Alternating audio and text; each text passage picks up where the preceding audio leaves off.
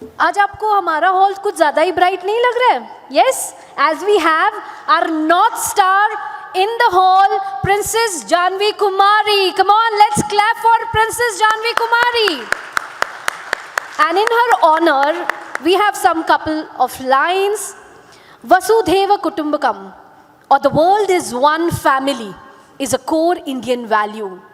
Looking at her persona, at her brilliant personality, we embrace this global village while staying rooted in our traditions. As you can rightly see there, our values like community, respect, and dharma offers a strong foundation for mental well-being in today's fast-paced world. She believes in building resilience and inner peace.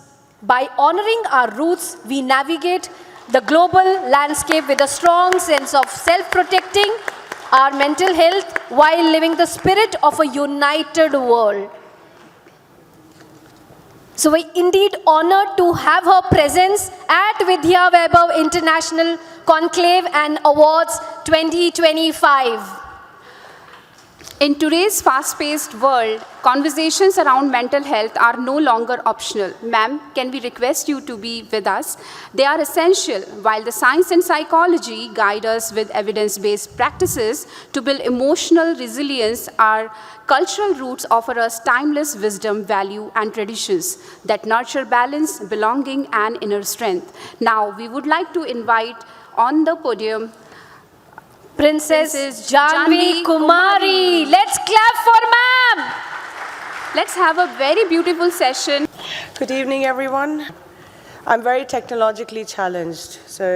And today I'm very, very nervous as well, being up here on stage in front of so many educators and educational institutions as human beings like Sir, Sharma Sir, to have him give me anything in terms of a token or a memento on stage is a dream come true. God, I wish I had gotten that in school. So good evening once again. What I would like to talk about today is where education shapes humanity. So ladies and gentlemen, architects of thought, custodians of our youth, and the designers of our tomorrow, today, we are not merely discussing reform. We are confronting the very blueprint of who we become as a people and who we raise. Who we raise to lead, to serve, and to sustain our future. Education, as I believe, should not just be a curriculum. It should be our civilization's compass. From the ancient gurukuls under the forest canopies and the debating halls of Nalanda, India has never, ever seen education as a transaction. We saw it and should continue to see it as transformation. It was our inheritance and our initiation, our inner awakening and our outer preparation, our path to knowledge, our passport to wisdom. We didn't educate to produce workers. We educated to produce human beings, good human beings. Whole, aware, responsible humans who could read a Veda, govern a state, question a king, and comfort a child all in a single day sometimes. But somewhere along the way, we shrank education to scores and we forgot about substance. About outcomes is what our education became, not about our outlook. We taught our students to win, but we forgot to teach them why winning should really matter. And so the result is that we're all standing here having some very profound conversations, which I wholeheartedly hope will bring us into some sort of a reform and transformative change within our education system. Our generation today is brilliant, but I think we'll all agree that it's a bit brittle. We are very well informed, but we are often unmoored. We are exceptionally capable, but we are not always connected. And more than ever, our children, our youth, our future generations are absolutely exhausted. And let us say this plainly, to touch upon mental health, that it is no longer a luxury for us to ponder upon and have a dinner conversation. It is not a chapter at the end of a textbook. It is the soil in which every bit of our learning must take root. If we do not equip our students to cope with pressure, manage emotions, create a stronger identity of themselves, for themselves, teach them a sense of balance between pride and humility, very critical, humility, and how to bounce back from failure. We are simply not educating. We are just preparing them to burn out or become disconnected from society and community. Resilience is not a soft skill, it is a survival skill. It must be taught not through slogans, but through structure, mindful structure.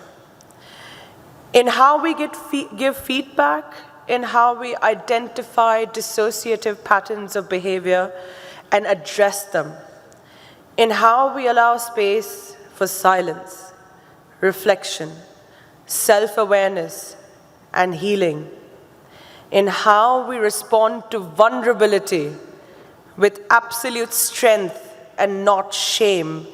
And this is a point very close to my heart. I think in our society today, the degradation is so rampant that to be vulnerable, to be kind, to be gentle, to be compassionate is considered to be a weakness, or you think of yourself lesser than, or the one in front of you thinks of you lesser than. But that is not a fact. That has never been a truth. It is about strength that only comes from genuine humility and genuine identification of who you are as a person first, and then your achievements. It is time for us to re-engineer education, not just for the mind, but for the soul. Not just to feed economies, but to fortify humanity. We need classrooms that teach not just formulas, but ethics. Timetables that are not just about the periods, but purpose. And schools that nurture not just achievers.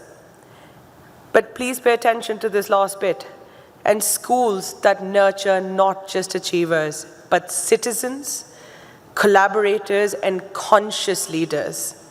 We need emotional and social consciousness while we strive for excellence and intellectual superiority. The future does not need any more credentials. We have enough of those. And we will continue to ascertain more and garner more. But what we need, what our future needs, is more character. If it needs learners who can build, but also care, who can lead, but also listen, who see excellence not as an entitlement, but as a responsibility, as a human responsibility. To every educator, every policymaker, every parent, and every reformer in this room, you are not just shaping students, you are sculpting the conscience of a nation. Let us remember, education is not what we give to keep children occupied. It is what we give to keep our civilization alive. To every school that dares to do more than instruct. To every teacher who teaches with heart as much as head. To every young mind that asks, what can I give instead of what do I get? You are not just part of the system. You are the soul of its revival. Jai Hind, Jai Vidya, thank you so much.